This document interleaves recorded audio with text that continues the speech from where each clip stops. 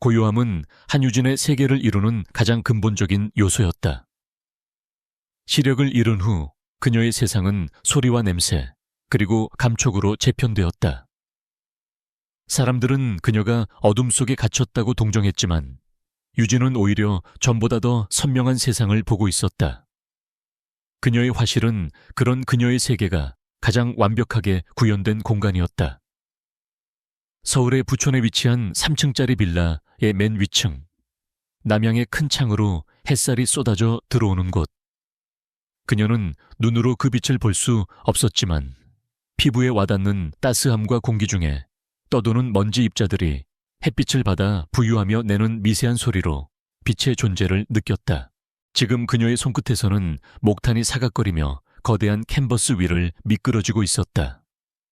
유화물감과 테레비뉴의 짙은 향이 공기 중에 배어 있었고 그 익숙한 냄새는 그녀에게 안정감을 주었다. 그녀는 새로운 연작 심연의 첫 작품을 구상 중이었다. 보이지 않는 세계의 깊이를, 감정의 파고를, 기억의 편린을 캔버스 위에 옮기는 작업. 그녀의 그림은 형태가 아닌 감정과 본질을 그리는 것이었다. 평론가들은 그녀의 작품을 눈이 아닌 영혼으로 보는 그림이라 칭했다. 오후 4시, 벽에 걸린 뻐꾸기 시계가 정각을 알리는 맑은 소리를 냈다. 유진은 작업을 멈추고 더듬더듬 손을 뻗어 옆에 놓인 허브티 잔을 들었다.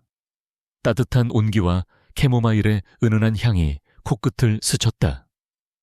모든 것이 제자리에 있었고 모든 소리와 냄새는 익숙한 질서 안에서 움직였다. 그녀의 남편 이민혁이 설계한 이 집은 완벽한 방음 시설을 갖추고 있었지만 유진은 그 너머의 소리까지 들을 수 있었다.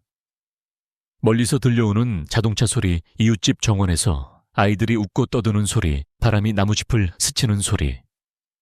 그녀에게 세상은 거대한 오케스트라와 같았다.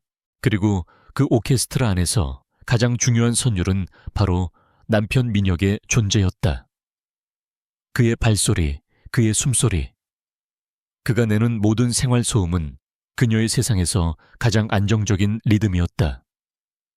오늘도 그녀는 그 리듬을 기다리고 있었다. 보통 6시면 퇴근하는 그였다.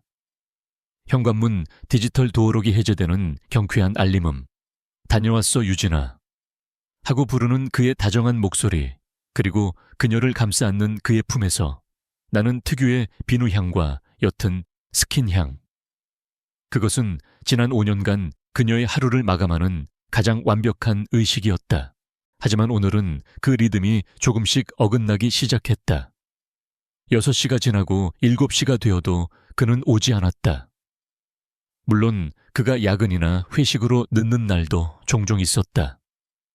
그는 국내 최고의 건축 설계 사무소에서 가장 주목받는 젊은 건축가였고 최근에는 강소라 관장이 운영하는 갤러리 라플로에로의 새로운 아트센터 설계를 맡아 눈코뜰 새 없이 바빴다. 유진은 그의 성공을 누구보다 자랑스러워했고 그의 바쁜 일정을 이해하려 노력했다. 오늘은 중요한 미팅이 있어서 좀 늦을 것 같아. 먼저 저녁 먹고 있어. 미안해. 오후 5시쯤 걸려온 그의 전화와 목소리는 평소와 조금 달랐다. 미세하게 상기되어 있었고 배경에서는 와인잔이 부딪히는 소리와 낮은 음악 소리가 들렸다. 중요한 미팅이 칵테일바에서 열리는 것일까? 유진은 잠시 의아했지만 이내 생각을 지웠다. 그를 믿었다. 아니, 믿어야만 했다. 보이지 않는 그녀에게 세상에 대한 신뢰는 생존과도 같은 것이었으니까.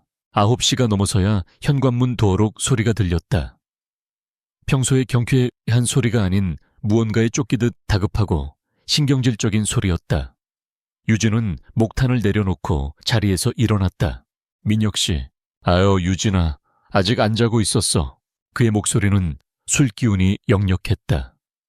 평소보다 한 톤 높았고 억지로 쾌활함을 연기하는 듯한 부자연스러움이 묻어났다. 거실로 걸어 들어오는 그의 발소리 또한 평소와 달랐다. 늘 일정한 강약과 무게로 바닥을 딛던 그의 걸음걸이가 오늘은 어딘가 비틀리고 불안정했다. 마치 춤을 추려다 스텝이 엉킨 사람처럼 늦었네요. 저녁은 먹었어요. 그럼 강 관장님이랑 프로젝트 팀원들이랑 같이 아주 거하게 먹었지. 그가 다가와 그녀를 가볍게 안았다. 바로 그 순간이었다. 유진의 세상이 무너져 내리기 시작한 것은 그녀의 예민한 후각에 낯선 향수 냄새가 칼날처럼 파고들었다. 달콤하면서도 관능적이고 어딘가 인위적인 머스크 향과 화려한 플로럴 향이 뒤섞인 아주 값비싼 향수라는 것을 직감할 수 있었다. 그 향은 민혁의 옷에 희미하게 밴 정도가 아니었다. 마치 향수병을 통째로 쏟아부은 것처럼 그의 셔츠와 재킷에 농밀하게 스며들어 있었다. 그리고 그 향은 낯설지 않았다.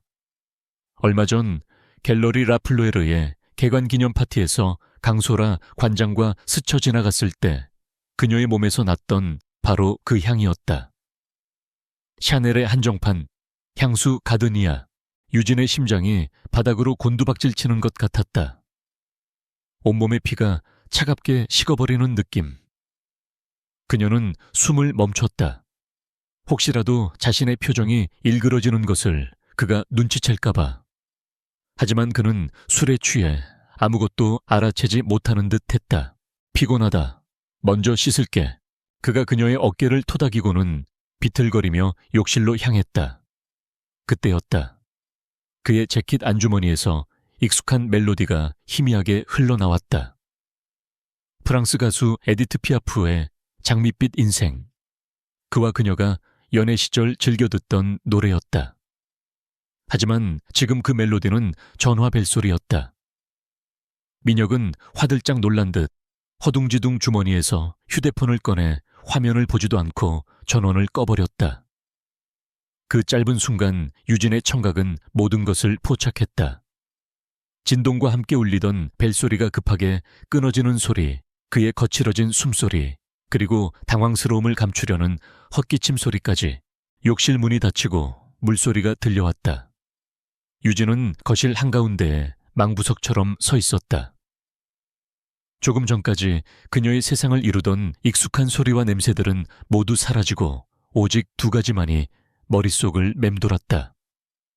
그의 몸에 깊게 밴 강소라의 향수 냄새와 황급히 꺼버린 장밋빛 인생의 멜로디. 그녀는 천천히 소파로 걸어가 앉았다. 손끝이 얼음장처럼 차가웠다. 머릿속이 하얘지는 것 같다가도 이내 수만 가지 생각들이 파편처럼 떠올랐다 흩어졌다. 언제부터였을까? 그들의 관계는 언제부터 삐걱거리기 시작했을까? 돌이켜보면 징후는 여러 번 있었다. 최근 몇 달간 그의 귀가 시간은 점점 늦어졌다. 주말에도 현장 답사나 긴급 회의를 핑계로 밖에서 보내는 시간이 늘어났다. 잠자리에서 그는 늘 피곤하다는 말을 입에 달고 살았다. 처음에는 정말 프로젝트 때문에 힘든 것이라고, 그의 성공을 위해 자신이 조금 더 희생하고 이해해야 한다고 생각했다. 사랑이라는 이름으로 아내라는 역할에 충실하기 위해 애써 모든 의심을 외면했다. 강소라 관장. 그녀는 아름답고 유능하며 사교적인 여자였다. 미술계에서 막강한 영향력을 가진 인물. 유진은 몇 번의 공식적인 자리에서 그녀와 인사를 나눈 적이 있었다. 그때마다 강소라는 유진의 손을 잡고 그녀의 작품에 대한 찬사를 늘어놓았다. 한 작가님, 정말 존경스러워요. 어떻게 눈이 보이지 않는데도 이런 경이로운 작품을 만들어낼 수 있죠? 그 재능이 정말 부러워요. 그녀의 목소리는 꿀처럼 달콤했지만 그 안에 숨겨진 미세한 동정과 우월감을 유진은 느낄 수 있었다. 그녀는 유진을 존경스러운 예술가로 대하는 동시에 보호가 필요한 불쌍한 여자로 취급했다. 그리고 이제 보니 그것은 철저한 위선이었다. 유진은 자리에서 일어나 더듬더듬 벽을 짚으며 자신의 화실로 향했다. 문을 열자 다시 익숙한 물감 냄새가 그녀를 맞았다. 하지만 이제 이 안정감마저 거짓된 것처럼 느껴졌다. 그녀는 방금 전까지 작업하던 캔버스 앞에 섰다. 시면이라는 주제. 그녀는 인간 내면의 깊고 어두운 감정을 표현하려 했다. 하지만 이제 그녀 자신이 그 심연의 한가운데 서 있었다. 배신이라는 차가운 물이 발목부터 서서히 차오르는 느낌. 샤워를 마친 민혁이 잠옷 차림으로 화실 문을 열었다. 아직도 안 자고 뭐해? 그의 목소리에서는 이제 술기운 대신 샴푸와 비누 냄새가 났다. 그는 모든 흔적을 지웠다고 생각하겠지. 강소라의 향수 냄새도, 자신의 불안한 심리도, 찰나의 당황스러움도. 그는 유진이 아무것도 보지 못했으리라 확신하고 있을 터였다. 그냥 작업이 잘 안 풀려서요. 영감이 떠오르지 않네요. 유진은 최대한 평온한 목소리로 대답했다. 그녀의 목소리는 떨리지 않았다. 그녀의 얼굴에는 어떤 표정도 떠오르지 않았다. 시력을 잃은 후 감정을 표정으로 드러내는 법을 잊어버린 것이 이럴 때 도움이 될 줄이야. 너무 무리하지 마. 요즘 당신 너무 예민해 보여. 잠도 잘 못 자는 것 같고. 그의 목소리에는 걱정이 담겨 있었다. 어쩌면 저 걱정의 일부는 진심일지도 모른다. 그는 아내를 사랑하는 남편이자 동시에 다른 여자와 밀회를 즐기는 배신자였다. 인간은 그렇게 모순적인 존재일 수 있다는 사실이 새삼 낯설게 다가왔다. 알았어요. 곧 들어갈게요. 그래, 기다릴게. 민혁은 문을 닫고 침실로 돌아갔다. 다시 화실에는 정적만이 남았다. 유진은 한참 동안 그 자리에 서 있었다. 그녀의 귀에는 침실로 향하는 민혁의 발소리, 침대에 눕는 소리, 그리고 이내 고른 숨소리로 변하는 그의 잠든 소리까지 선명하게 들렸다. 그는 너무나 쉽게 잠들었다. 마치 아무 일도 없었다는 듯이 그 평온한 숨소리를 들으며 유진은 결심했다. 울지 않을 것이다. 소리치지도 않을 것이다. 어리석은 여자처럼 머리채를 잡고 싸우지도 않을 것이다. 그것은 그들과 같은 수준으로 자신을 끌어내리는 짓일 뿐이다. 그녀는 한유진이었다. 눈이 아닌 영혼으로 세상을 보는 화가. 그렇다면 복수 또한 그렇게 이루어져야 했다. 누구도 보지 못하는 방식으로 가장 우아하고 가장 완벽하며 가장 잔인하게 그녀는 다시 캔버스 앞에 섰다. 손을 뻗어 목탄을 잡았다. 아까까지 떠오르지 않던 영감이 폭풍처럼 몰아쳤다. 사각사각. 목탄이 캔버스 위를 가로지르기 시작했다. 어둠 속에서 그녀는 그들의 위선과 거짓 그리고 곧 다가올 파멸을 그리기 시작했다. 그것은 그녀의 새로운 연작, 심연의 진정한 시작이었다. 배신의 심연 속에서 피어나는 복수의 서곡. 첫 번째 붓질은 이미 시작되었다. 다음 날 아침 세상은 아무 일도 없었다는 듯이 평온하게 시작되었다. 유진의 세상은 밤사이에 송두리째 뒤집혔지만 그녀의 남편 이민혁의 세상은 여전히 견고한 일상 위에 세워져 있었다. 그는 심지어 평소보다 더 다정했다. 주방에서 직접 내린 커피 향과 토스트 굽는 냄새가 빌라 전체에 퍼졌다. 유진아, 이리 와서 앉아. 오늘은 내가 당신이 좋아하는 아보카도 토스트 만들었어. 그의 목소리는 쾌활했고 그녀의 손을 잡아 식탁 의자에 앉히는 그의 손길은 더 없이 부드러웠다. 어젯밤의 술기운과 당황스러움은 깨끗이 씻겨 내려간 듯 했다. 하지만 유진은 느낄 수 있었다. 그의 과장된 친절함 뒤에 숨겨진 미세한 불안의 떨림을. 그의 목소리 톤은 반음 정도 높았고 식기를 내려놓는 소리는 필요 이상으로 조심스러웠다. 그것은 죄책감을 든 사람의 서투른 연기였다. 유진은 말없이 그가 만들어준 토스트를 베어 물었다. 부드러운 아보카도와 바삭한 빵의 식감이 입안에서 느껴졌지만 아무런 맛도 느껴지지 않았다. 그녀의 모든 신경은 청각과 후각에 집중되어 있었다. 그녀의 집은 이제 더 이상 안식처가 아니었다. 그것은 모든 소리와 냄새가 증거가 되는 범죄 현장이었다. 오늘 강 관장이랑 현장 미팅이 있어. 아마 오늘도 좀 늦을 것 같아. 그가 커피를 마시며 무심한 척 말했다. 강 관장. 어제까지만 해도 아무런 감흥 없이 흘려들었던 그 이름이 이제는 날카로운 바늘이 되어 그녀의 심장을 찔렀다. 유진은 포크를 내려놓고 냅킨으로 입가를 닦았다. 강소라 관장님 참 대단한 분 같아요. 그분 덕분에 당신 프로젝트도 잘 진행되는 것 같고, 그녀는 최대한 태연한 목소리로 순수한 아내의 어조로 말했다. 덫을 놓는 사냥꾼의 심정으로. 그녀의 말에 민혁은 잠시 멈칫했다. 커피잔을 내려놓는 소리가 아주 미세하게 찰나의 순간 동안 지체되었다. 그렇지. 아주 유능한 사람이야. 추진력도 있고 향수 취향도 아주 독특하시던데. 지난번 파티에서 스쳤을 때 아주 인상적인 향이었어요. 유진의 공격은 날카롭고 정교했다. 그녀는 그의 표정을 볼 수 없었지만 그의 심장이 철렁 내려앉는 소리를 들을 수 있었다. 그의 숨이 순간적으로 멎었다가 황급히 다음 말을 내뱉었다. 향수 난 잘 모르겠는데 그런 거에 신경 쓸 정신이 있어야지. 거짓말. 그의 심장 박동수가 미세하게 빨라지고 있었다. 유진은 아무 말 없이 미소만 지었다. 그녀의 침묵은 그 어떤 추궁보다 더 그를 불안하게 만들고 있었다. 이제 확신할 수 있었다. 어젯밤의 향수는 강소라의 것이 맞았다. 그날 이후 유진의 조용한 수사가 시작되었다. 그녀는 탐정이 되었고 그녀의 예민한 감각은 최고의 수사 도구가 되었다.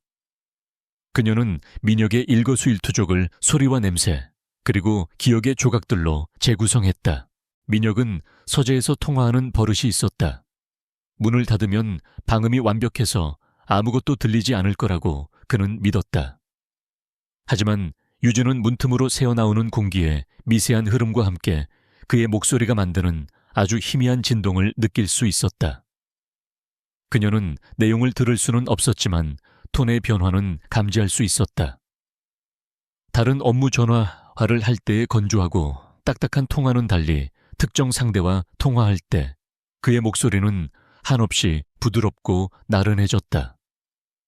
마치 연인에게 속삭이듯이. 그리고 그 통화는 대부분 강 관장과 미팅이 있다는 날의 저녁 시간에 이루어졌다. 그녀는 그의 옷가지를 정리하는 척하며 그의 흔적을 쫓았다.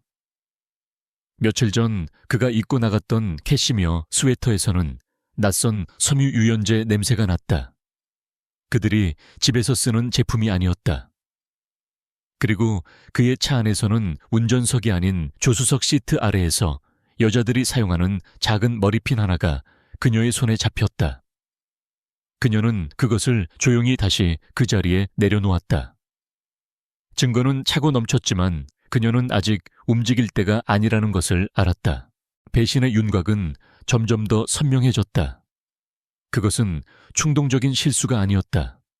꽤 오래전부터 치밀하게 이어져 온 관계였다. 기억의 파편들이 하나둘씩 제자리를 찾기 시작했다. 몇 달 전 그가 회사 워크숍이라며 외박했던 주말. 강소라 관장도 그 주에 해외 출장을 갔다는 기사를 잡지에서 읽었던 기억이 떠올랐다. 그가 법인카드로 결제했다며 무심코 보여주었던 호텔 레스토랑 영수증. 그녀는 이제 그 레스토랑이 커플들에게 인기 있는 로맨틱한 장소라는 것을 알게 되었다. 모든 조각들이 맞춰지자 거대하고 추악한 배신의 그림이 완성되었다. 유진은 자신의 감정을 철저히 통제했다. 슬픔과 분노가 화산처럼 들끓었지만 그녀는 그것을 가장 깊은 곳에 묻어두었다.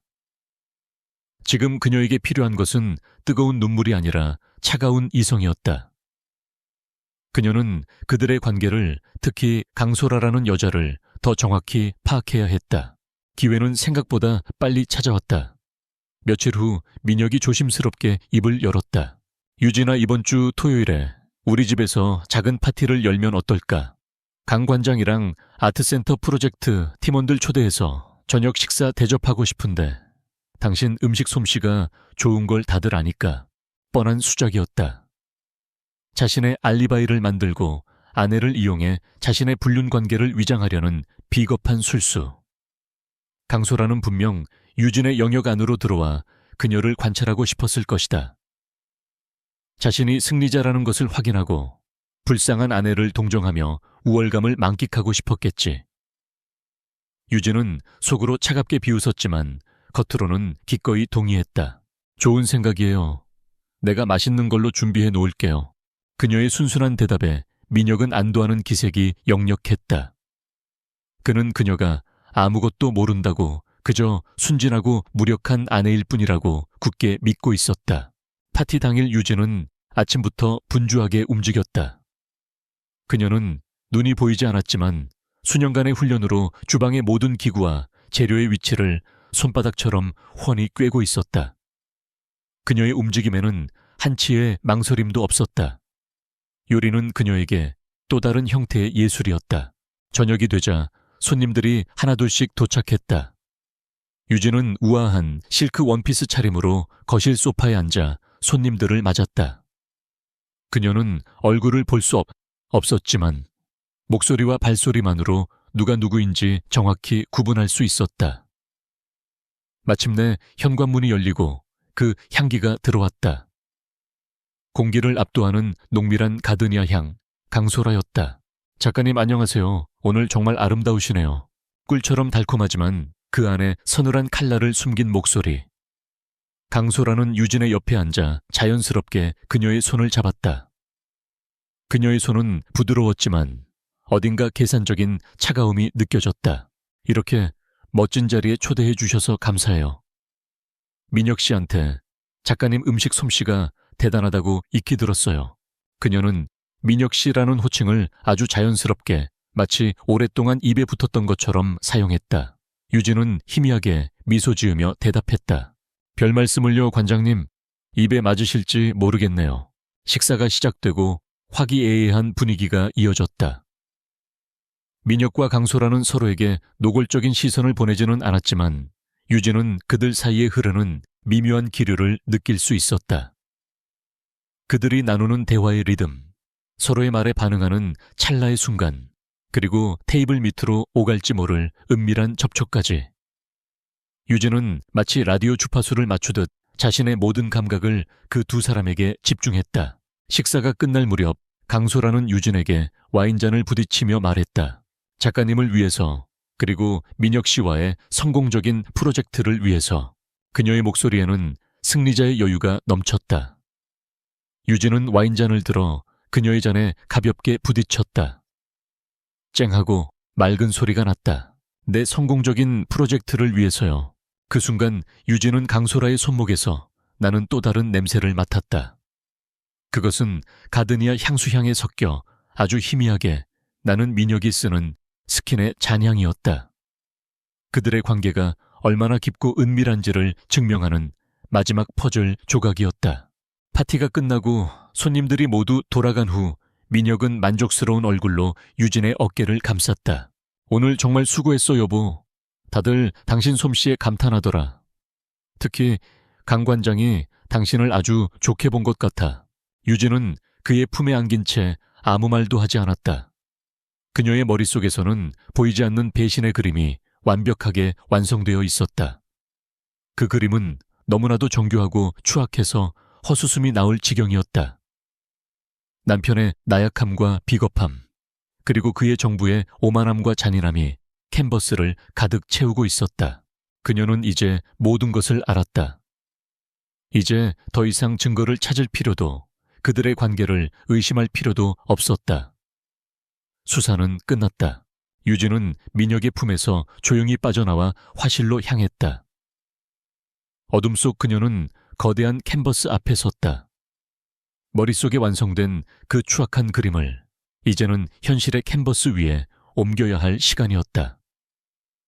하지만 그녀는 물감을 사용하지 않을 것이다. 그녀의 복수는 붓과 물감으로 이루어지지 않을 것이다. 그녀의 캔버스는 그들의 삶 자체가 될 것이고 그녀의 물감은 그들의 오만함과 죄책감이 될 것이다. 차가운 분노가 그녀의 온몸을 휘감았다. 그것은 뜨겁게 폭발하는 감정이 아니라 모든 것을 얼려버릴 듯한 냉정한 결의였다. 이제부터는 계획의 시간이었다. 가장 완벽하고 가장 우아하며 누구도 예상하지 못할 방법으로 그들을 심판대에 세울 계획. 보이지 않는 화가에 보이지 않는 복수가 조용히 막을 올리고 있었다. 그날 밤 이후 한유진의 화실은 성역이자 동시에 전쟁을 준비하는 작전실이 되었다. 슬픔과 분노의 뜨거운 용암은 그녀의 내면 깊은 곳에서 차갑게 식어 단단한 흑요석이 되었다. 눈물은 단 한 방울도 흘리지 않았다. 어리석은 복수극처럼 머리채를 잡고 싸우거나 남편에게 울며 매달리는 일은 그녀의 방식이 아니었다. 그녀는 화가였다. 그녀의 복수는 한 폭의 그림처럼 정교하게 계산된 구도와 강렬한 색채, 그리고 보는 이를 압도하는 깊이로 완성되어야 했다. 그녀는 더 이상 피해자가 아니었다. 스스로 사냥꾼이 되기로 결심했다. 그리고 그녀의 가장 강력한 무기는 바로 그녀의 예술이었다. 며칠 동안 유진은 캔버스 앞에 서서 아무것도 하지 않았다. 그녀는 외부의 소음과 냄새를 차단하고 오직 내면의 목소리에만 귀를 기울였다. 배신이 남긴 상처의 모양을 더듬고 분노의 색깔을 가늠하며 복수의 질감을 상상했다. 그녀의 머릿속에서는 수십 개의 캔버스가 세워졌다 허물어지기를 반복했다. 마침내 그녀는 계획의 첫 번째 단계를 결정했다. 그것은 바로 새로운 연작을 시작하는 것이었다. 작품의 주제는 환영, 환행. 눈에 보이지만 실제하지 않는 것, 실제하지만 보이지 않는 것에 대한 이야기. 그것은 그녀 자신의 처지에 대한 은유이자 그들의 거짓된 관계를 향한 날카로운 조롱이 될 터였다. 그녀는 조수에게 전화를 걸어 최고급 아마포 캔버스와 특정 브랜드의 유화 물감들을 주문했다. 특히 그녀가 주문한 물감 리스트에는 베네치안 레드와 코발트 틸이라는 평소 그녀의 작품에서는 거의 사용되지 않는 색이 포함되어 있었다. 베네치안 레드는 말라붙은 핏자국처럼 탁하고 어두운 붉은색이었고, 코발트 틸은 차가운 심해를 연상시키는 깊고 서늘한 청록색이었다.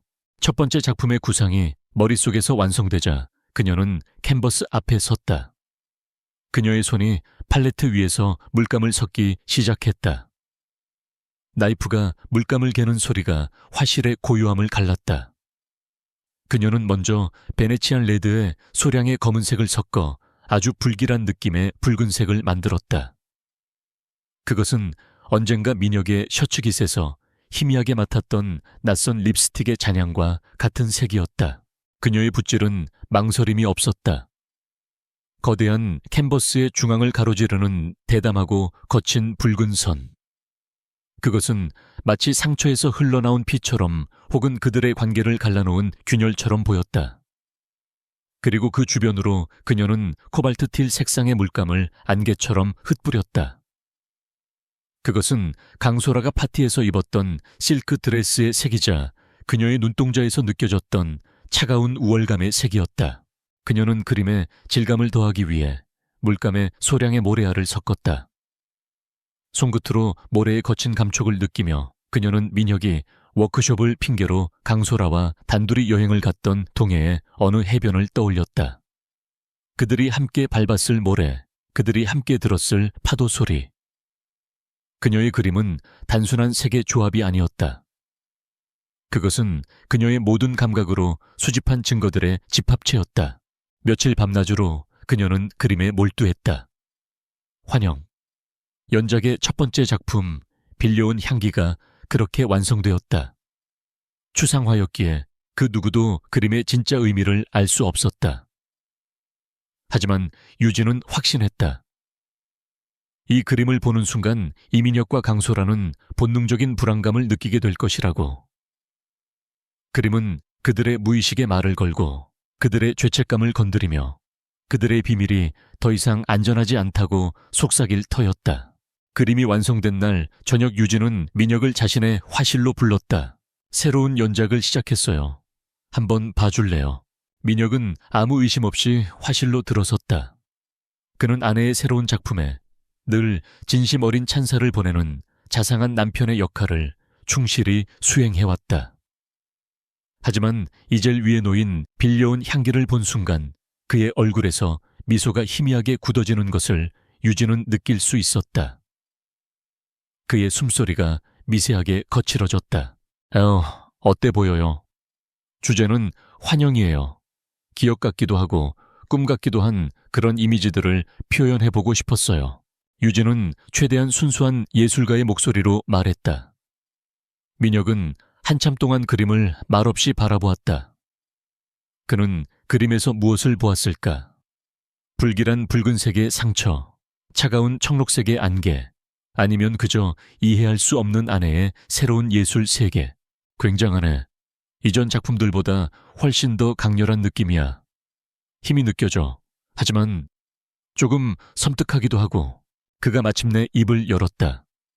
그의 목소리에는 억지로 쥐어짜낸 듯한 감탄과 숨길 수 없는 불안감이 섞여 있었다. 섬뜩하다니 다행이네요. 그런 감정을 의도한 거니까. 유진은 희미하게 웃으며 말했다. 그녀의 미소는 그의 눈에 보이지 않았다. 그날 밤 민혁은 잠을 뒤척였다. 유진은 그의 옆에 누워 그의 불안한 숨소리를 들으며 첫 번째 계획이 성공했음을 직감했다. 의심의 씨앗은 뿌려졌다. 며칠 후 유진은 두 번째 단계를 실행에 옮겼다. 그녀는 자신의 조수에게 환영 연작의 포트폴리오를 만들어 몇 군데의 유력 갤러리에 보내라고 지시했다. 물론 그 리스트의 가장 위에는 강소라가 운영하는 갤러리라 플로에르가 있었다. 하지만 작가님, 라플로에르는 너무 상업적이라는 비판도 있고 조수가 조심스럽게 우려를 표했다. 유진은 부드럽지만 단호하게 말했다. 괜찮아, 김비서. 난 내 그림을 더 많은 사람들에게 보여주고 싶을 뿐이야. 강 관장의 능력이라면 그렇게 해줄 수 있겠지. 유진은 강소라의 성격을 정확히 꿰뚫어 보고 있었다. 그녀는 오만하고 자신감이 넘치며 무엇보다도 통제욕이 강한 여자였다. 연인의 아내가, 그것도 자신보다 더 유명한 예술가인 한유진이 새로운 연작을 발표하는데 그것을 다른 갤러리에 빼앗기는 것은 그녀의 자존심이 결코 용납하지 않을 터였다. 그녀는 한유진을 자신의 영향력 아래에 두고 그녀의 예술마저 통제하고 싶어 할 것이다. 그렇게 함으로써 자신이 이 관계의 완전한 승리자임을 확인받고 싶어 할 것이다. 예상은 정확히 들어맞았다. 포트폴리오를 보낸 지 단 이틀 만에 갤러리라 플로에르에서 연락이 왔다. 강소라 관장이 직접 전화를 걸었다. 작가님, 안녕하세요. 강소라입니다. 포트폴리오 잘 받아보았습니다. 정말 놀랍더군요. 이전의 서정적인 스타일과는 완전히 다른 이토록 대담하고 폭발적인 에너지를 담고 계실 줄은 몰랐어요. 수화기 너머의 그녀의 목소리는 흥분과 감탄으로 가득 차 있었다. 물론 그중 절반은 계산된 연기일 것이다. 과찬이세요, 관장님. 아니에요. 제가 작가님의 작품을 과소평가했던 것 같습니다. 이 환영 연작 저희 갤러리에서 단독으로 기획전을 열고 싶습니다. 작가님께서 허락만 하신다면 올가을 최고의 전시로 만들어드릴 자신이 있습니다. 덫에 걸려들었다. 유진은 입가에 번지는 차가운 미소를 숨기며 대답했다. 그렇게 말씀해 주시니 영광이네요. 관장님의 안목을 믿고 맡겨보고 싶군요. 전화가 끊긴 후 유진은 한동안 가만히 서 있었다. 이제 모든 것이 계획대로 움직이기 시작했다. 강소라는 자신의 손으로 자신의 무덤을 파게 될 것이다. 그녀는 한유진의 복수극이 펼쳐질 무대를 직접 제공하고 그 무대의 주인공으로 기꺼이 나서게 될 것이다. 유진은 다시 화실로 돌아와 두 번째 캔버스 앞에 섰다. 이번 그림의 제목은 장밋빛 인생이었다. 그녀는 팔레트 위에 선명한 분홍색과 핏빛 레드를 짜놓았다. 그리고 그 옆에는 칠흑 같은 검은색을 준비했다. 그녀의 손에서 한때 사랑의 노래였던 그 멜로디는 이제 절망과 파멸을 노래하는 장송곡으로 다시 태어날 것이었다. 복수의 첫 번째 붓질은 성공적으로 끝났다. 이제부터는 이 거대한 그림을 완성해 나갈 시간이었다.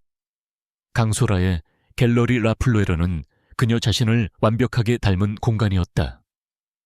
미니멀리즘의 극치를 보여주는 하얀 벽과 차가운 노출 콘크리트 바닥, 그리고 컴퓨터로 정밀하게 계산된 조명들. 모든 것이 세련되고 계산적이며 한치의 감정적인 동요도 허락하지 않을 것처럼 보였다. 강소라는 이 차가운 왕국의 여왕이었다. 그녀는 자신의 안목과 수완으로 이 갤러리를 서울에서 가장 힙하고 영향력 있는 공간으로 만들었다. 그리고 오늘 그녀는 그 왕국에서 가장 화려한 트로피를 손에 넣을 참이었다. 바로 한유진의 새로운 연작 환영의 단독 기획전이었다. 전시회 오프닝 파티가 시작되기 1시간 전 강소라는 텅 빈 전시장에 홀로 서 있었다. 중앙에는 빌려온 향기와 장밋빛 인생을 포함한 5점의 그림이 일정한 간격을 두고 걸려 있었다. 모든 조명은 오직 그 그림들만을 위해 존재하는 듯 빛을 쏟아내고 있었다. 그녀는 팔짱을 낀 채 만족스러운 미소를 지었다. 모든 것이 그녀의 계획대로였다. 이민혁의 마음을 사로잡았고 이제는 그의 아내의 예술까지 자신의 손아귀에 넣었다. 이 전시는 단순히 성공적인 비즈니스가 아니었다. 그것은 그녀의 완전한 승리를 상징하는 의식과도 같았다. 하지만 그림에 더 가까이 다가갈수록 그녀의 입가에 걸려있던 여유로운 미소가 조금씩 옅어졌다. 그녀는 미술계에서 잔뼈가 굵은 전문가였다. 그녀는 좋은 그림이 가진 힘, 즉 사람의 감정을 뒤흔들고 무의식을 자극하는 그 설명할 수 없는 아우라를 알고 있었다. 그리고 지금 한유진의 그림들은 바로 그 힘을 무서울 정도로 뿜어내고 있었다. 빌려온 향기의 탁한 붉은색은 보면 볼수록 응고된 피를 연상시켜 불쾌한 기분이 들게 했다. 장밋빛 인생의 혼란스러운 붓터치는 마치 아름다운 무언가가 날카로운 것에 의해 잔인하게 찢겨나가는 모습을 형상화한 것 같았다. 다른 그림들도 마찬가지였다. 자정의 가드니아라는 제목의 그림은 칠흑 같은 어둠 속에서 하얀 꽃이 금방이라도 시들어버릴 것처럼 위태롭게 피어 있었고, 어둠 속의 속삭임이라는 작품은 소용돌이치는 검은색과 회색 속에서 무언가 알아들을 수 없는 소리가 들리는 듯한 착각을 불러일으켰다. 대체 뭘 그린 거지? 강소라는 자신도 모르게 중얼거렸다. 예술가로서 한유진의 천재성은 의심할 여지가 없었다. 하지만 이 그림들에는 단순히 천재성만으로 설명할 수 없는 지독하게 개인적이고 처절한 무언가가 담겨 있었다. 그녀는 이내 고개를 저었다. 예술가들의 과장된 감정 표현일 뿐이라고, 시력을 잃은 화가의 어두운 내면 세계가 투영된 것일 뿐이라고 스스로를 합리화했다. 그녀는 이 불안감의 정체를 애써 외면한 채 완벽한 안주인의 가면을 쓰고 손님들을 맞을 준비를 했다. 파티가 시작되자 갤러리는 서울의 네로라 하는 예술계 인사들로 금세 북적였다. 비평가 컬렉터, 다른 갤러리의 관장들, 그리고 유명 연예인들까지. 그들 모두가 한유진의 파격적인 신작에 대한 소문을 듣고 호기심을 안고 찾아온 터였다. 잠시 후 파티의 주인공인 한유진이 남편 이민혁의 팔에 기댄 채 모습을 드러냈다. 그녀는 심플한 검은색 실크 드레스 차림이었고 얼굴에는 어떤 감정도 읽을 수 없는 평온한 미소를 띠고 있었다. 그녀는 그저 고요하고 아름다운 조각상처럼 보였다. 하지만 그녀의 곁에는 늘 그림자처럼 따라다니는 조수 김민서 비서가 있었다. 유진의 눈과 발이 되어주는 충직한 비서. 하지만 오늘 김 비서의 역할은 그것뿐만이 아니었다. 유진은 민혁과 함께 주요 인사들과 인사를 나누는 동안 김 비서는 마치 물 흐르듯 자연스럽게 사람들 속으로 섞여 들어갔다. 그녀는 국내에서 가장 영향력 있는 미술평론가인 박 선생에게 다가가 정중하게 인사를 건넸다. 박 선생님 와주셔서 감사합니다. 저희 작가님께서 선생님의 비평을 늘 깊이 새겨듣고 계십니다. 아, 짐 비서. 당연히 와야지. 한 작가의 신작인데. 그런데 이번 작품들은 정말 파격적이군. 이전과는 완전히 다른 사람 같아. 김 비서는 기다렸다는 듯이 걱정스러운 표정을 지으며 목소리를 낮췄다. 사실 작가님께서 요즘 큰 심경의 변화를 겪고 계신 것 같아요. 저희 같은 사람들은 감히 짐작할 수도 없는 깊은 고통을 예술로 승화시키고 계신 게 아닐까. 조심스럽게 추측만 할 뿐입니다. 그림에서 뭔가 처절한 이야기가 느껴지지 않으시나요? 그녀는 마치 혼잣말처럼 하지만 평론가의 귀에 정확히 박히도록 속삭였다. 그리고는 다른 곳으로 자리를 옮겨 대형 컬렉터인 최 여사에게 비슷한 이야기를 다른 방식으로 흘렸다. 초의 여사님, 장밋빛 인생이라는 제목 말이에요. 참 낭만적인데 그림 자체는 너무나 비극적이지 않나요? 마치 가장 행복했던 순간이 산산조각 나는 찰나를 붙잡아 그린 것 같아서 저는 볼 때마다 가슴이 아프더라고요. 김 비서의 말은 직접적인 소문이 아니었다. 그것은 해석의 여지를 남기는 아주 교묘하게 설계된 질문이었다. 그 질문들은 사람들 마음속에 의심과 호기심의 씨앗을 심었다. 씨앗은 순식간에 싹을 틔우고 사람들의 입을 통해 무성한 소문으로 자라나기 시작했다. 한유진 작가가 남편 이민혁 씨와의 관계에 문제가 생긴 것 아닐까? 저 핏빛 그림 배신을 상징하는 것 같지 않아. 그러고 보니 오늘 이민혁 씨 표정이 영 어둡던데 웅성거림은 점차 파도처럼 전시장 전체로 퍼져나갔다. 사람들은 이제 단순히 그림을 감상하는 것을 넘어 그 안에 숨겨진 비밀스러운 이야기를 캐내려 혈안이 되었다. 그림들은 순식간에 단순한 예술 작품이 아닌 한 편의 미스터리 드라마가 되었다. 이민혁은 사색이 되어 있었다. 그는 사람들의 수군거림이 마치 자신을 향한 비난처럼 느껴졌다. 그는 애써 태어난 척 아내의 곁을 지켰지만 등에서는 식은땀이 흘렀다. 그는 자꾸만 그림을 그린 아내와 그 그림의 또 다른 주인공인 강소라를 힐끔거렸다. 유진이가 설마 알게 된 건가 아냐. 그럴 리가 없어. 쟨 아무것도 보지 못해. 그는 필사적으로 스스로를 안심시키려 했지만 불안감은 맹독처럼 온몸으로 퍼져나갔다. 강소라는 분노로 얼굴이 굳어 있었다. 그녀는 이 모든 상황이 자신의 통제 밖으로 벗어나고 있다는 사실에 참을 수 없는 모욕감을 느꼈다. 자신이 기획한 전시가 자신의 연인과 그의 아내에 대한 추잡한 스캔들의 무대가 되어버렸다. 게다가 그녀는 이 그림들이 불러일으키는 불안감의 정체를 여전히 설명할 수 없었다. 평론가들이 다가와 그림에 훔쳐진 옷이 숨겨진 서사에 대해 물을 때마다 그녀는 억지 미소를 지으며 원론적인 대답밖에 할 수 없었다. 그것은 그녀의 자존심에 깊은 상처를 냈다.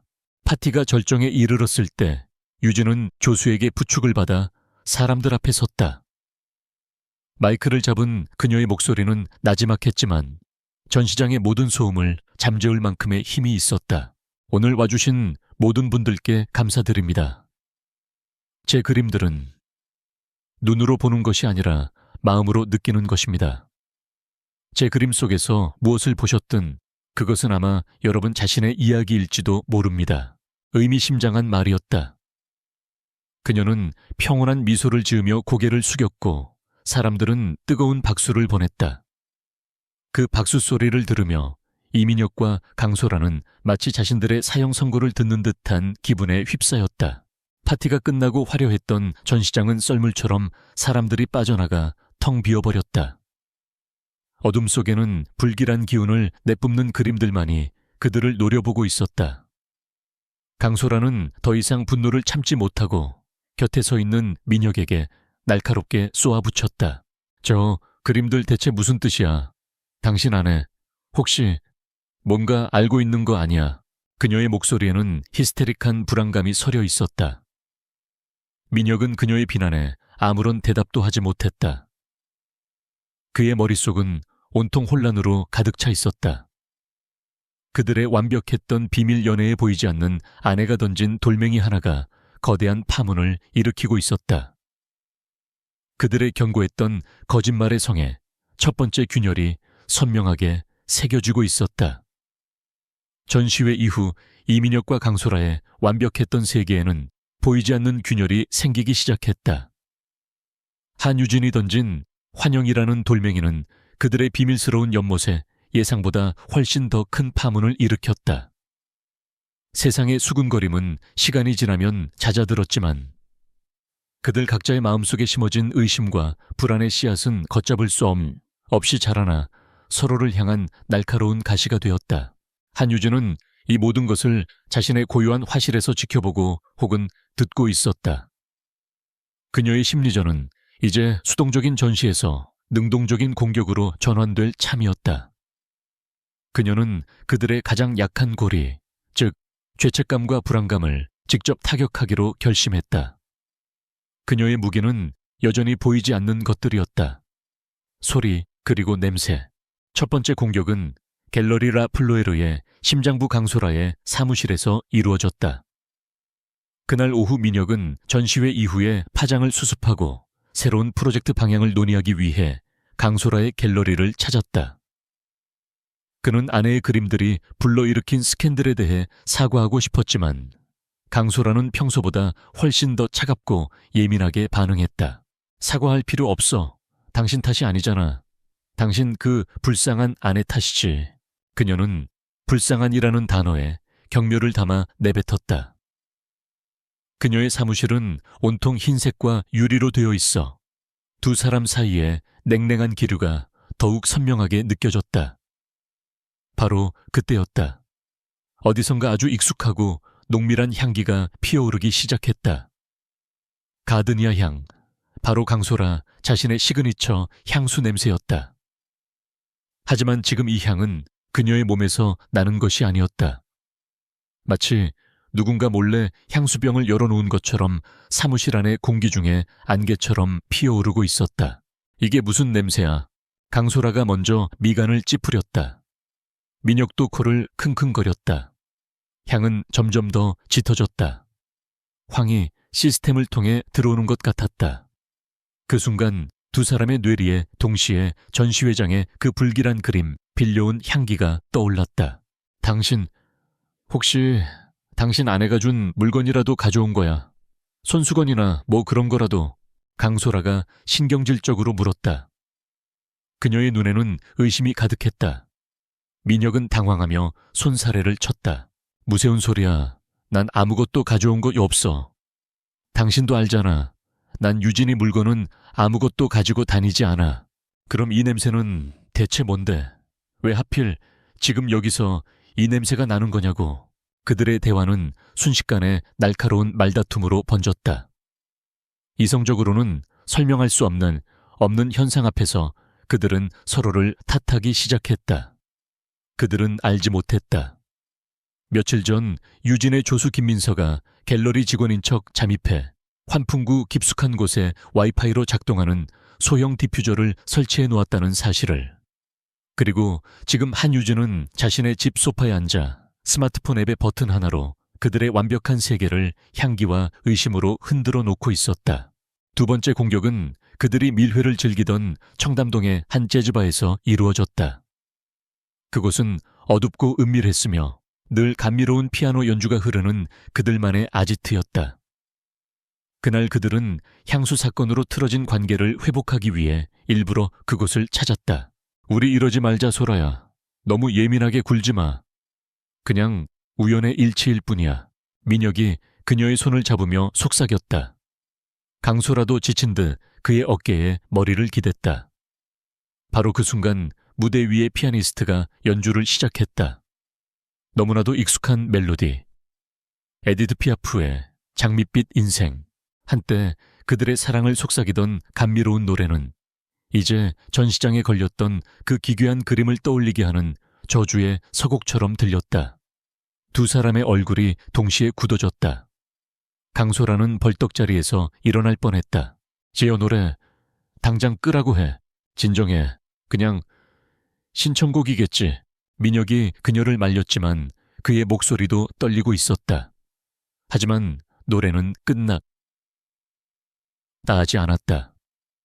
한 번의 연주가 끝나자 잠시 후 다른 편곡으로 또다시 장밋빛 인생이 흘러나왔다. 그리고 또다시 마치 누군가 의도적으로 그들을 조롱하듯이. 그날 밤 그들은 로맨스를 회복하기는커녕 서로에게 한마디 말도 없이 차가운 침묵 속에서 술잔만 비웠다. 유진은 이미 김비서를 통해 그 바의 피아니스트에게 거액의 팁을 건네며 그날 밤의 연주곡 전체를 장밋빛 인생으로 채워달라고 부탁해 놓은 상태였다. 균열은 점점 더 깊어졌다. 유진의 공격은 집요했다. 며칠 후 그녀는 민혁에게 넥타이 하나를 선물했다. 백화점에 갔다가 이 색이 당신에게 아주 잘 어울릴 것 같아서 샀어요. 그녀가 내민 넥타이는 깊고 서늘한 코발트 틸 색상이었다. 환영 연작 중 한 점의 그림 강소라가 입었던 드레스의 색을 담아냈던 바로 그 색. 민혁은 아무것도 모른 채 아내의 선물에 고마워하며 다음 날 그 넥타이를 메고 강소라를 만나러 갔다. 그 넥타이를 본 강소라의 얼굴은 싸늘하게 굳어버렸다. 당신, 지금 나랑 장난해. 무서운 소리야 또. 그 넥타이 당장 풀어. 그 그림에 나온 색이잖아. 당신 아내가 일부러 보낸 거 아니야. 날 조롱하려고. 이게 대체 무슨 색이라고 그래. 당신이야말로 제정신이 아니야. 그냥 넥타이일 뿐이라고. 그들의 싸움은 결국 폭발했다. 그동안 억눌러왔던 불안과 의심이 한꺼번에 터져나왔다. 민혁은 강소라의 히스테리에 질려버렸고 강소라는 민혁의 무신경함과 나약함에 치를 떨었다. 그들의 사랑은 서로를 빛내주는 장신구가 아니라 서로의 발목을 잡는 무거운 족쇄가 되어버렸다. 그날 밤 잔뜩 상기된 얼굴로 집에 돌아온 민혁은 사소한 일로 유진에게 신경질을 냈다. 집에 먼지가 왜 이렇게 많아? 청소 좀 제대로 할 수 없어. 실시밀모. 유진은 그의 날카로운 목소리에 놀란 척하며 대답했다. 미안해, 제가 잘 보이지 않아서. 더 신경 쓴다고 했는데도 부족했나 봐요. 화 많이 났어요. 그녀의 나지막하고 힘없는 목소리는 민혁의 죄책감을 후벼 팠다. 그는 앞 못 보는 아내에게 이게 무슨 짓인가 싶어 금세 후회했다. 그는 강솔에게 받은 스트레스를 애꿎은 아내에게 풀고 있는 자신이 한심하고 비참하게 느껴졌다. 아니, 미안해. 내가 오늘 밖에서 안 좋은 일이 좀 있어서 그랬어. 그는 유진을 안아주었지만 그 포옹은 더 이상 아무런 온기도 느껴지지 않았다. 그는 이제 편집증에 걸린 정부와 아무것도 모르는, 그래서 더 무서운 아내 사이에 갇혀버린 신세였다. 그날 밤 유진은 서재에서 민혁이 위스키를 따르고 깊은 한숨을 내쉬는 소리를 들었다. 그리고 잠시 후 그의 휴대폰에서 짧은 진동이 울렸다. 강솔에게서 온 문자일 것이다. 하지만 민혁은 답장하지 않았다. 그들의 완벽했던 가면은 이제 산산조각 나기 직전이었다. 유진은 어둠 속에서 조용히 미소 지었다. 그녀의 보이지 않는 공격은 정확하게 그들의 가장 약한 부분을 파고들고 있었다. 그들은 이제 외부의 적이 아닌 서로를 의심하고 파괴하기 시작했다. 계획은 완벽하게 진행되고 있었다. 한유진의 심리전은 이민혁과 강소라의 관계에 깊고 치유할 수 없는 균열을 남겼다. 그들의 밀회는 더 이상 달콤한 도피가 아닌 서로의 신경을 긁는 가시밭길이 되었다. 죄책감과 불안감에 시달리던 이민혁은 일종의 보상심리로 유진에게 더욱 필사적으로 매달렸다. 그는 훌륭한 남편 코스프레를 시작했다. 값비싼 선물을 사오고 저녁 식사 약속을 거의 잡지 않았으며 주말에는 온전히 그녀와 함께 시간을 보내려 애썼다. 그의 이런 위선적인 노력이 유진에게는 또 다른 기회를 제공했다. 바로 그녀의 가장 강력한 무기, 즉 보이지 않는 존재감을 활용할 기회였다. 사람들은 눈먼 여인을 동정하고 배려하고 그리고 무엇보다도 무해하다고 여겼다. 그들은 그녀 앞에서 쉽게 무장해제되었고 그녀를 살아있는 가구나 장식품처럼 취급하며 비밀스러운 이야기들을 서슴없이 내뱉었다. 유진은 이 사실을 누구보다 잘 알고 있었다. 기회는 서울의 가장 권위 있는 자선미술 경매 행사에서 찾아왔다. 이민혁은 완벽한 부부의 이미지를 대중에게 각인시키기 위해 유진에게 함께 참석할 것을 간곡히 부탁했다. 유진은 못 이기는 척 그의 제안을 받아들였다. 그녀의 복수 계획은 이제 단순히 불륜 관계를 파탄내는 것을 넘어 강소라라는 인물 자체를 사회적으로 매장시키는 더 큰 그림으로 확장되고 있었다. 그러기 위해서는 더 확실하고 강력한 무기가 필요했다. 경매장은 상류층의 허용과 과시욕으로 가득 차 있었다. 샴페인 잔이 부딪히는 소리, 값비싼 보석들이 반짝이는 소리, 그리고 돈과 권력의 냄새가 공기 중에 떠다녔다. 유진은 이민혁의 팔에 의지한 채 우아하지만 눈에 띄지 않는 모습으로 사람들 사이를 지났다. 사람들은 그녀를 향해 동정과 감탄이 뒤섞인 시선을 보냈다. 저렇게 훌륭한 남편이 곁을 지켜주니 얼마나 다행이야. 그들의 위선적인 속삭임이 유진의 예민한 청각에 모두 잡혔다. 경매가 잠시 중단되고 휴식 시간이 되자 민혁은 지인과 인사를 나누겠다며 잠시 자리를 비웠다. 그는 유진을 비교적 한적한 라운지의 벨벳 소파에 앉혀주었다. 금방 다녀올게. 여기서 잠시만 기다리고 있어. 유진은 고개를 끄덕였다.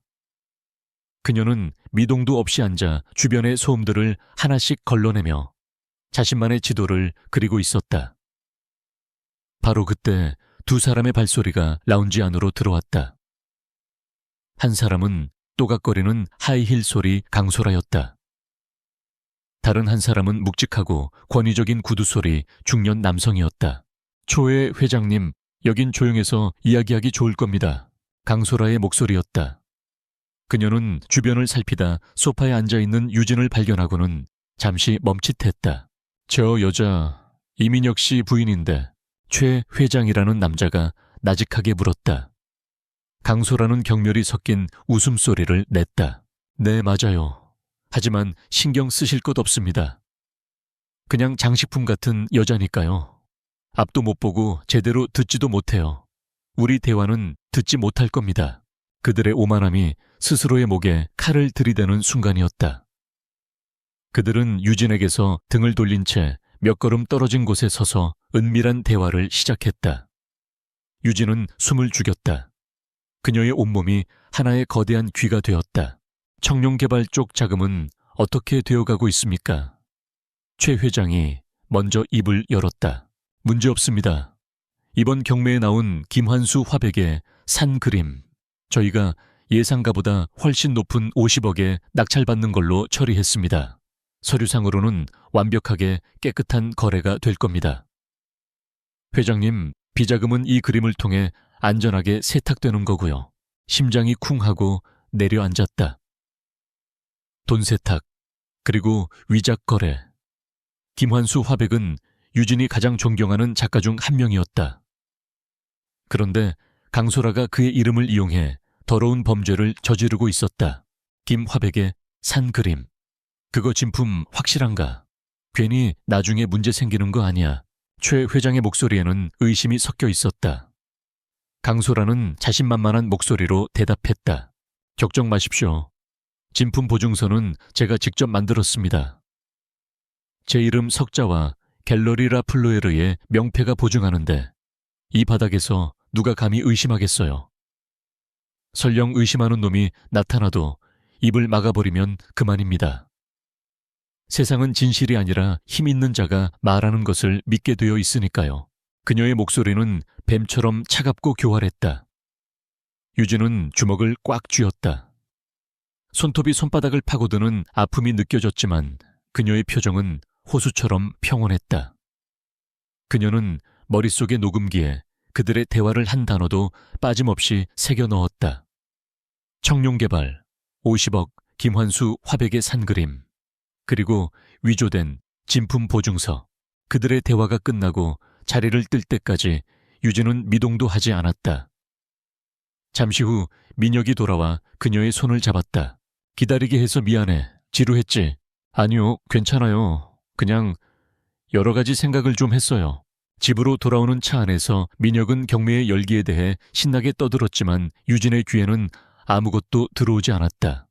그녀의 머릿속은 오직 강소라와 최 회장의 대화로 가득 차 있었다. 그녀의 복수는 이제 개인적인 차원을 넘어섰다. 이것은 그녀가 사랑하는 예술 세계의 순수성을 더럽히는 범죄에 대한 응징이기도 했다. 다음 날 아침 유진은 김민서 비서를 화실로 불렀다. 김 비서, 부탁할 게 있어. 청룡개발이라는 회사와 최진혁이라는 이름의 회장에 대해 알아봐줘. 그리고 최근 갤러리라 플로에르를 통해 거래된 고 김환수 화백의 산이라는 작품에 대해서도 최대한 자세하게 조사해 줬으면 해. 김 비서는 유진의 차분하지만 단호한 목소리에 고개를 끄덕였다. 그녀는 유진이 무언가 거대한 계획을 세우고 있음을 직감했지만 아무것도 묻지 않았다. 며칠 후 김 비서가 조사 결과를 가지고 돌아왔다. 모든 것이 유진이 들었던 그대로였다. 청룡개발은 서류상으로만 존재하는 유령 회사였고 최진혁 회장은 여러 차례 금융 스캔들에 연루되었던 전력이 있는 인물이었다. 그리고 김환수 화백의 산 그림은 최근 갤러리 라플로에르의 주관으로 열린 프라이빗 옥션에서 익명의 컬렉터에게 50억 원이라는 기록적인 가격에 팔렸으며 일부 전문가들 사이에서 진위 여부에 대한 의심이 조심스럽게 제기되고 있다는 사실도 확인되었다. 모든 퍼즐 조각이 맞춰졌다. 강소라는 자신의 갤러리를 이용해 검은 돈을 세탁하고 예술 작품을 위조하며 자신만의 부패한 제국을 건설하고 있었던 것이다.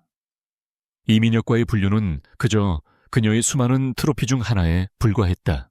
유진은 텅 빈 캔버스 앞에 섰다. 그녀의 복수 계획은 이제 수정되어야 했다.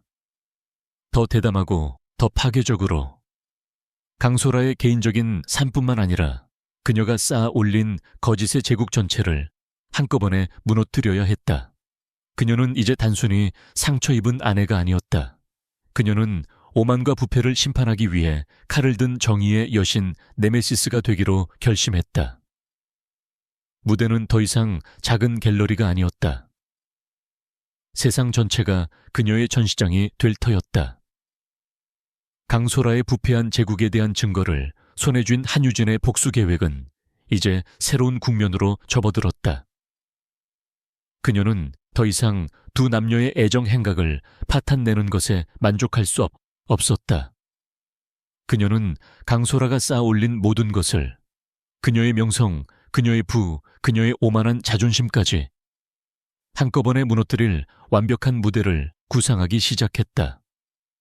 그리고 그 무대는 바로 강소라의 심장부, 갤러리라 플로에르가 될 것이었다.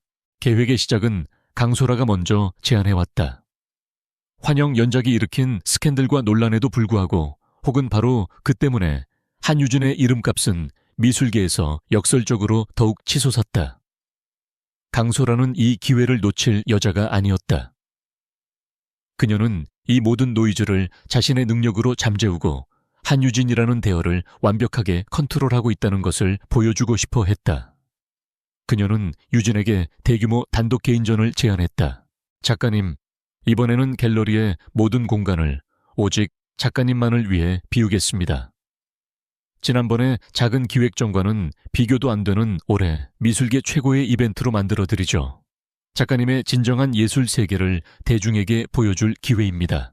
강소라는 은인이자 후원자의 가면을 쓴 채 거부할 수 없는 제안을 건넸다.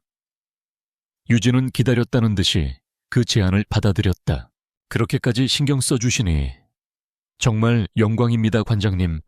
이번 전시회의 주제는 진실, 진실로 하고 싶습니다.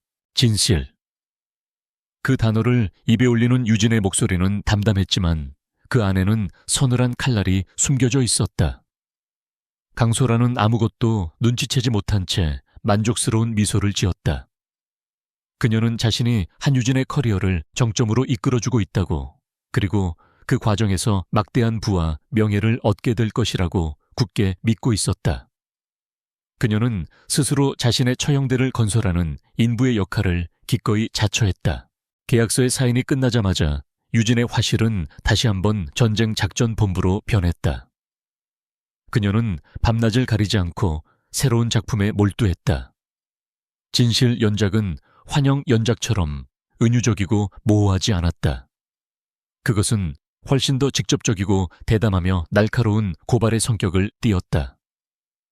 각각의 그림은 강소라의 범죄에 대한 하나의 증거 자료였다. 첫 번째 작품은 푸른 용의 그림자였다. 그녀는 유령 회사인 청룡개발의 로고에서 착안한 푸른색 용의 형상을 거대한 캔버스 위에 그렸다.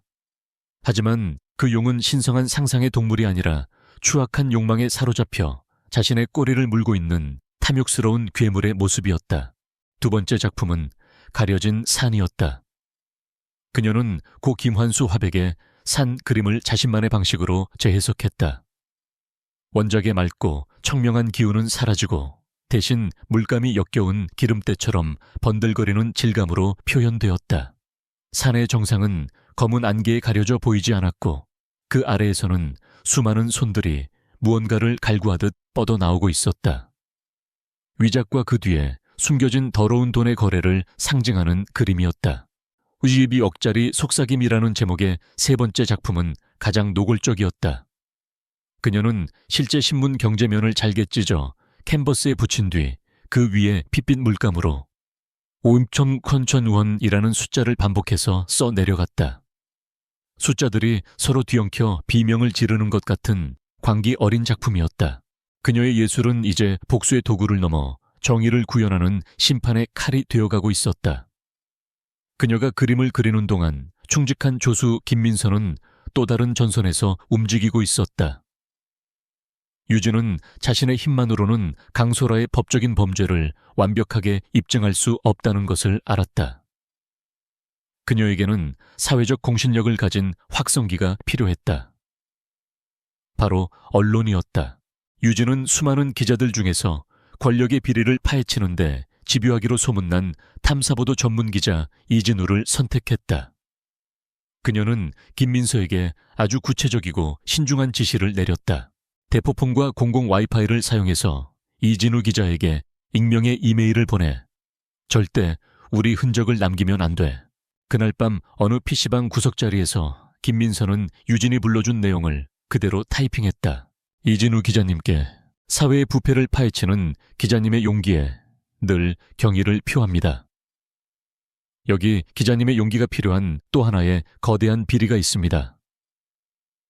갤러리 라플루에르의 강소라 관장, 그리고 청룡개발의 최진혁 회장이 미술품 거래를 위장해 거액의 비자금을 세탁하고 있습니다. 최근 거래된 고 김환수 화백의 산 그림은 그들의 범죄를 입증할 시작점일 뿐입니다. 이 모든 퍼즐의 마지막 조각과 결정적 증거는 곧 열릴 한유진 작가의 개인전 진실에서 공개될 것입니다. 전시회 오프닝 날 밤 8시 세상을 주목시키십시오. 메일에는 그들의 주장을 뒷받침할 몇 가지 증거 자료 청룡개발에 법인 등기부 등본산 그림의 의심스러운 거래 내역 등가 첨부되어 있었다. 그것은 미끼였다. 이진우 기자의 예리한 본능을 자극하고 그를 덫으로 유인하기 위한. 며칠 후 이진우 기자는 자신의 사무실에서 익명의 메일을 확인했다. 처음에는 흔한 음해성 투서라고 생각했지만 함께 첨부된 자료들은 꽤 구체적이었다.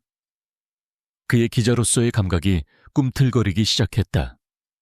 그는 곧바로 강소라 관장과 최진혁 회장의 뒷조사를 시작했고 그들의 연결고리에서 수상한 점들을 몇 가지 발견했다. 그리고 무엇보다도 한유진 작가의 개인전에서 모든 것이 공개될 것이라는 마지막 문장이 그의 호기심을 강하게 자극했다. 이것은 단순한 비리 제보가 아니었다. 아주 잘 짜인 한 편의 연극 예고편 같았다. 그는 이 연극의 실체를 자신의 눈으로 확인하기로 결심했다. 전시회 날짜는 점점 다가왔다. 갤러리에서는 강소라의 지휘 아래 대규모 홍보와 설치 작업이 한창이었다.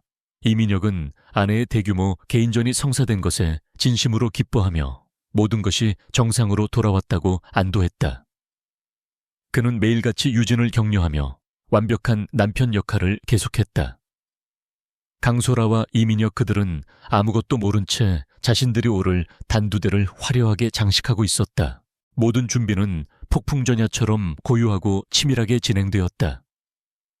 유진은 마지막 작품의 붓질을 끝냈고 김민서는 결정적인 증거 자료들을 USB에 담아 이진우 기자에게 전달할 마지막 준비를 마쳤다. 마침내 전시회 오프닝 당일 아침이 밝았다. 김민서는 외출 준비를 하는 유진의 옷매무새를 바로잡아주며 나지막하게 보고했다. 작가님, 모든 준비가 끝났습니다. 이진우 기자 측에서도 오늘 저녁 8시를 예의주시하겠다는 연락을 받았습니다. 무대도 증거도 배우들도 모두 제자리에 섰습니다. 유진은 말없이 고개를 끄덕였다.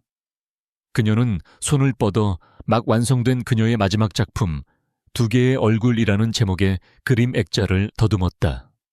한쪽은 금속성의 차가운 물감으로 그려진 아름다운 여인의 초상이었고 다른 한쪽은 탐욕과 기만으로 가득 찬 혼돈의 이미지였다.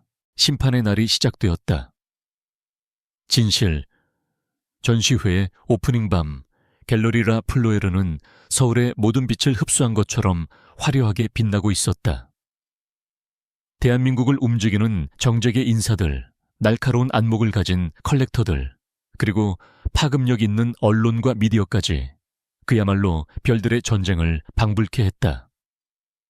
그들은 모두 한유진의 새로운 예술 세계를 목격하고 동시에 이 거대한 이벤트를 성공시킨 강소라 관장의 수완의 찬사를 보내기 위해 모여들었다.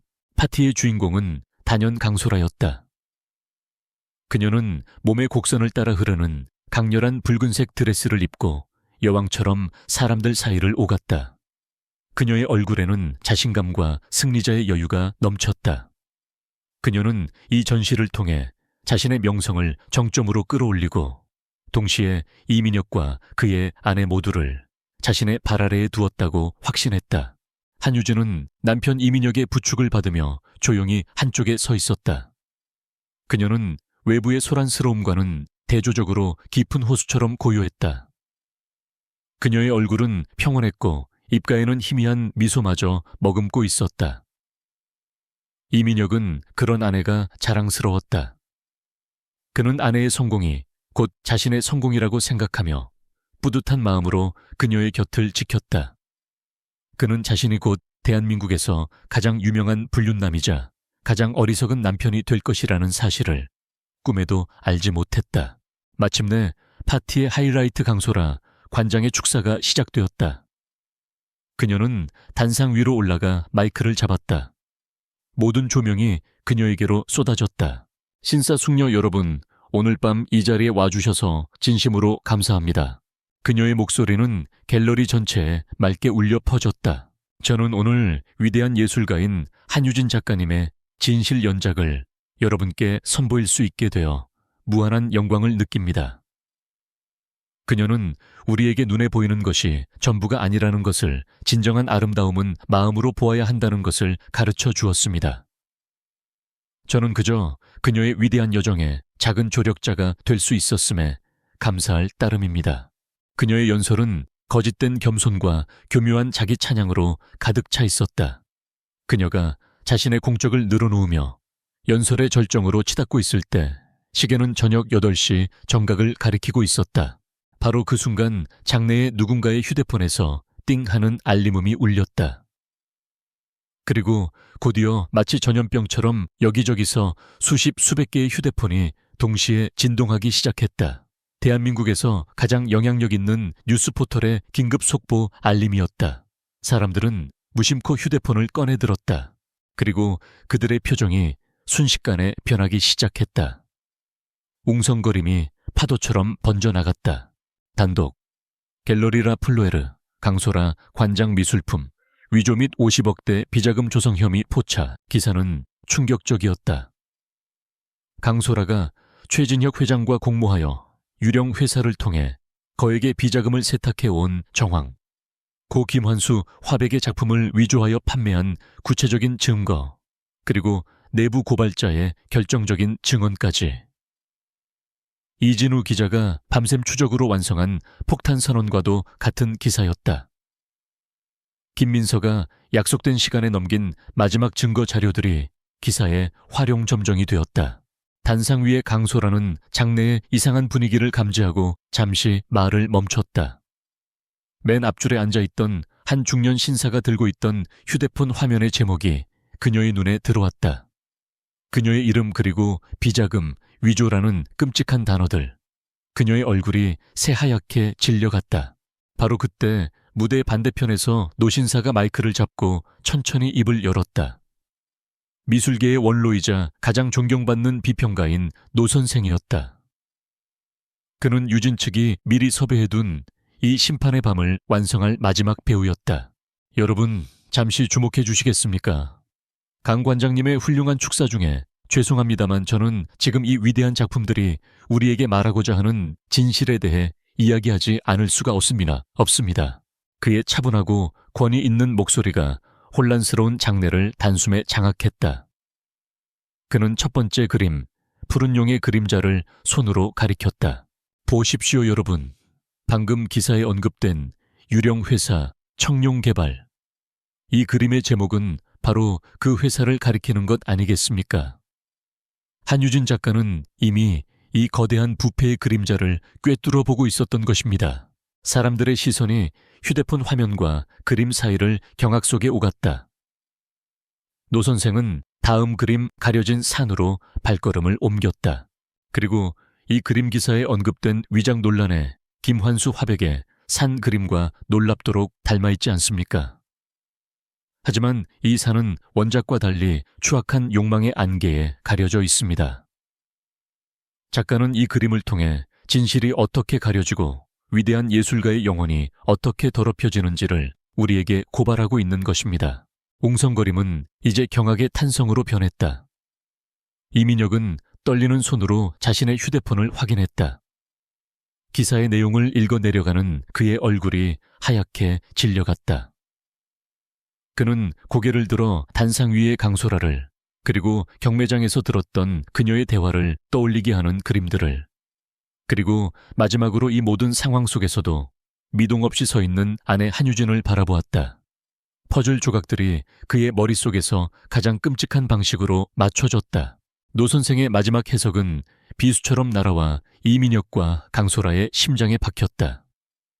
그는 두 개의 얼굴이라는 그림 앞에 섰다. 마지막으로 이 그림을 보십시오. 한쪽은 화려하고 아름다운 가면이며 다른 한쪽은 추악한 탐욕과 거짓으로 가득 찬 본 모습입니다. 진실은 때로 이렇게 두 개의 얼굴을 가지고 있습니다. 공적인 부패는 종종 개인의 도덕적 타락과 깊이 연결되어 있기 마련이지요. 그의 말은 불륜을 직접적으로 언급하지 않았지만 기사와 그림에 충격을 받은 사람들에게는 충분히 그 의미가 전달되고도 남았다. 모든 것이 폭로되었다. 전시장은 이제 예술 공간이 아닌 세기의 스캔들이 터진 사건 현장이 되었다. 취재를 위해 와 있던 기자들이 이성을 잃고 단상 위로 몰려들기 시작했다. 수십 개의 카메라 플래시가 번개처럼 터지며 단상 위에 얼어붙은 강소라의 얼굴을 비추었다. 관장님, 돈 세탁 혐의 사실입니까? 최진혁 회장과의 관계를 해명해 주십시오. 이 모든 것이 한유진 작가의 폭로라고 생각하십니까? 강소라는 아무 말도 하지 못했다. 그녀는 그저 쏟아지는 플래시 세례 속에서 하얗게 질린 채 떨고 있을 뿐이었다. 이민혁은 군중 속에 파묻혀 수치심과 배신감 그리고 공포에 질려 아내를 바라보았다. 한유진. 그녀는 이 모든 아수라장의 한가운데에서 마치 폭풍의 눈처럼 고요하게 서 있었다. 그녀의 얼굴은 여전히 평온했고 입가에는 알아챌 수 없는 미소가 걸려 있었다. 아무것도 보지 못하는 눈먼 화가. 하지만 오늘 밤 이 방에서 진실을 꿰뚫어 본 유일한 사람은 바로 그녀였다. 심판은 내려졌다. 심판의 밤이 지나간 후 세상은 잿더미가 된 강소라의 제국에 대한 이야기로 들끓었다. 이진우 기자의 탐사보도는 시작에 불과했다. 검찰은 즉시 특별수사팀을 꾸렸고 갤러리 라 플로에르는 대대적인 압수수색을 당했다. 강소라와 최진혁 회장은 긴급 체포되었다. 언론은 연일 그들의 추악한 범죄 행각을 대서특필했고 한때 미술계의 여왕으로 군림했던 강소라는 희대의 사기꾼이자 부패의 아이콘으로 전락했다. 그녀가 쌓아 올렸던 모든 것은 하룻밤 사이에 신기루처럼 사라졌다. 최진혁 회장은 예상대로 꼬리 자르기에 나섰다. 그는 모든 것이 강소라의 단독 범행이라고 주장했고 자신은 그저 순진한 피해자일 뿐이라고 항변했다. 취조실의 창백한 조명 아래 화장기 없는 얼굴로 앉아있는 강소라의 모습이 TV 뉴스 화면에 잠깐 비쳤다. 한때 세상을 호령하던 그녀의 눈에는 오만함 대신 공허한 절망만이 남아있었다. 이민혁의 세상 또한 완벽하게 무너져 내렸다. 그는 대한민국에서 가장 유명한 스캔들의 주인공이 되었다. 그의 이름 앞에는 불륜남, 위작 스캔들 연루자라는 끔찍한 꼬리표가 붙었다. 그가 몸담고 있던 건축사무소는 회사의 명예를 실추시켰다는 이유로 그를 즉시 해고했다. 그가 공들여 진행하던 모든 프로젝트는 중단되었고 그와 함께 일하려던 모든 클라이언트들이 등을 돌렸다. 그는 사회적으로 완벽하게 매장당했다. 며칠 동안 기자들을 피해 호텔을 전전하던 그는 더 이상 갈 곳이 없자 유령처럼 집으로 돌아왔다. 그가 설계하고 그의 성공의 상징이었던 그 화려한 빌라. 하지만 이제 그곳은 그의 실패를 증명하는 거대한 무덤처럼 느껴졌다. 그는 아내를 마주할 용기가 없었다. 그는 집 안을 헤매다 화실 문 앞에 섰다. 안에서는 캔버스를 정리하는 소리가 희미하게 들려왔다. 그는 떨리는 손으로 문을 열었다. 한유진은 창가에 서서 자신의 작품들을 크기별로 분류하고 있었다. 그녀의 움직임은 침착하고 단정했다. 마치 아무 일도 없었다는 듯이, 혹은 이 모든 일을 아주 오래전부터 예견했다는 듯이. 유진아, 민혁이 목이 잠긴 목소리로 그녀를 불렀다.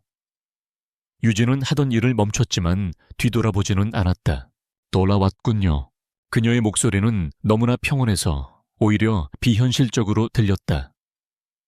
그 평온함 앞에서 민혁은 와르르 무너져 내렸다. 그는 그녀의 발치에 무릎을 꿇었다. 내가 잘못했어. 정말 미안해. 제발 용서해줘. 그는 어린아이처럼 울며 그녀의 옷자락을 붙잡았다.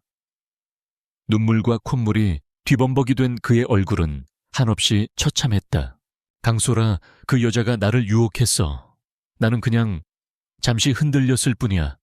하지만 단 한순간도 당신을 사랑하지 않은 적은 없었어. 정말이야. 믿어줘. 그의 변명은 비겁하고 진부했다. 유진은 천천히 몸을 돌려 이제는 소리가 아닌 온몸으로 그의 비굴한 모습을 바라보았다. 용서. 그녀가 나지막하게 입을 열었다. 그녀의 목소리에는 분노나 슬픔이 아닌 아주 차가운 경멸이 서려 있었다. 용서는 당신과 내가 동등한 위치에 있을 때나 가능한 말이에요. 지금 당신은 나에게 용서를 구할 자격조차 없어. 유진아, 제발.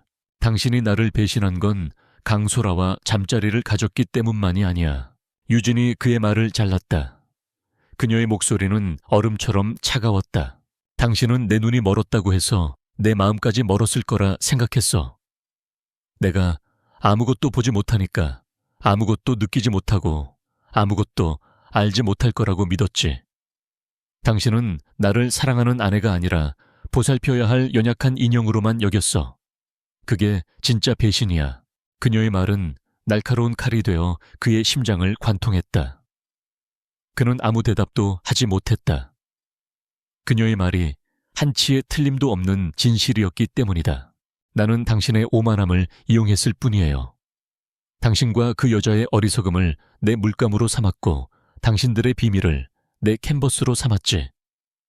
당신들은 내 가장 훌륭한 작품의 모델이 되어주었어. 그것만으로도 당신들의 역할은 충분해. 그녀는 차갑게 말을 맺고 그를 지나쳐 화실을 나갔다.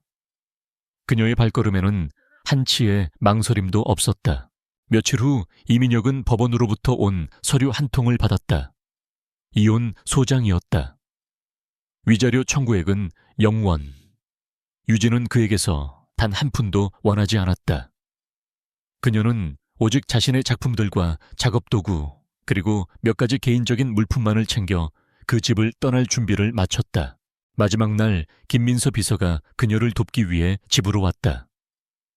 유진은 자신이 결혼 생활 동안 사용했던 물건들을 하나씩 상자에 담았다. 그녀는 더 이상 이 집에 아무런 미련도 느끼지 못했다. 이 공간을 채우고 있던 사랑과 행복의 기억은 이제 배신이라는 악취에 모두 오염되어 버렸다. 모든 짐을 꾸린 후 그녀는 마지막으로 집 안을 천천히 걸었다. 그녀의 발소리가 텅 빈 거실에 울렸다. 소파에 주저앉아 넉나간 사람처럼 울고 있는 이민혁의 모습이 느껴졌지만 그녀는 그에게 아무런 말도 건네지 않았다. 김민서의 부축을 받으며 그녀는 현관문 앞에 섰다. 가시죠, 작가님. 유진은 고개를 끄덕였다. 그녀는 문을 열고 한때 자신의 세상의 전부였던 그 집을 나섰다. 등 뒤에서 문이 닫히는 소리가 마지막 종언처럼 무겁게 울렸다.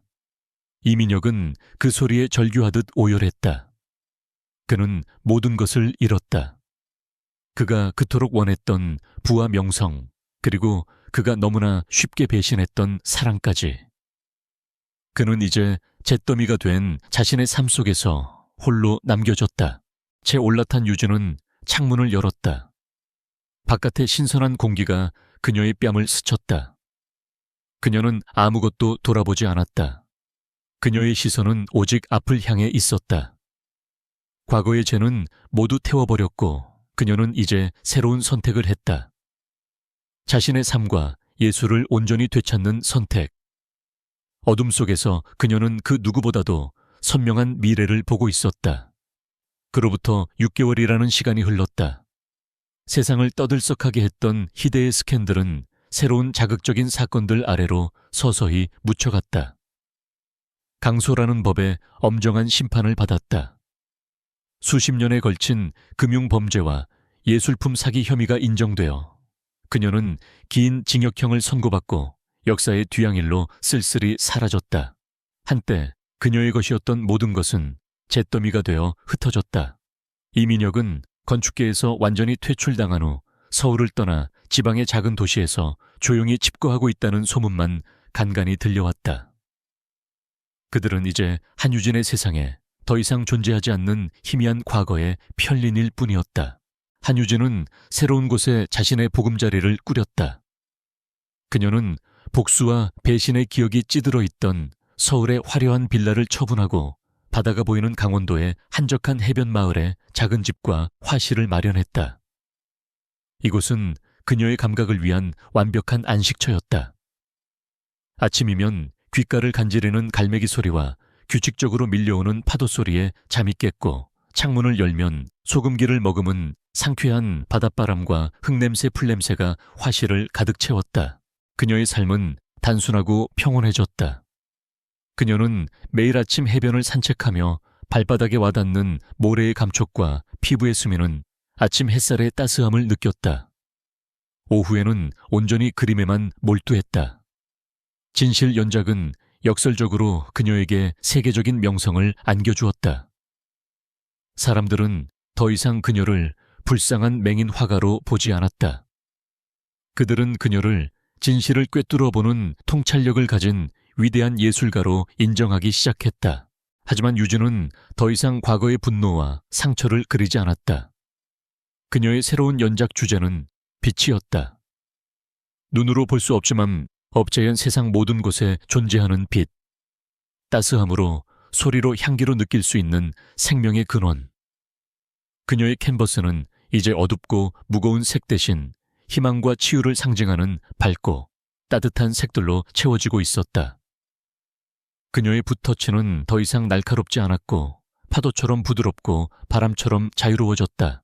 어느 맑은 가을 날 오후 김민서 비서가 간 내린 따뜻한 커피를 들고 화실로 들어왔다.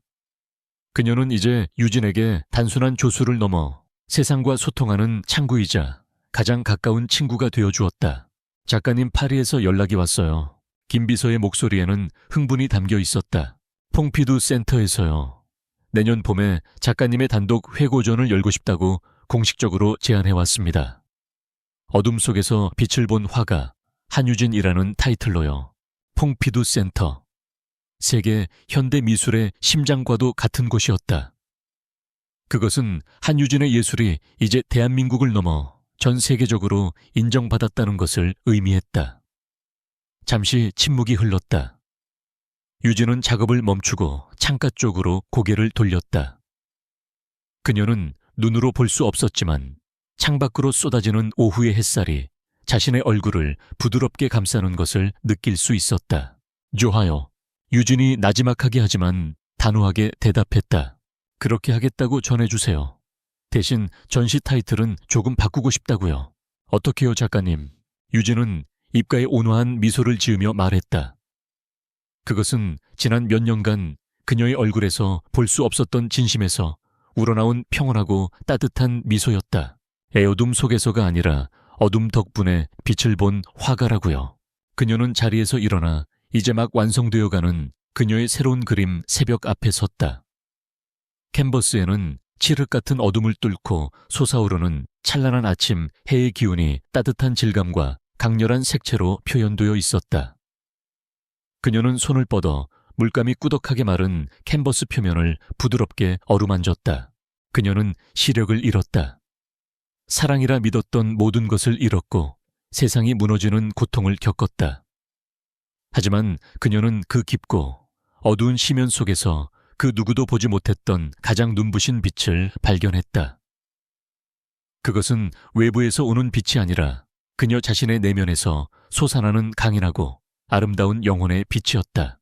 그녀의 비전은 더 이상 눈에 보이는 것에 얽매이지 않았다. 그녀는 이제 세상의 본질을, 사람의 마음을 그리고 삶의 진실을 그 누구보다도 선명하게 보고 있었다.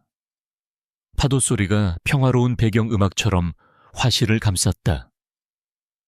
한유진은 자신의 새로운 새벽을 맞이하고 있었다. 그녀의 가장 위대한 작품은 바로 지금부터 시작이었다.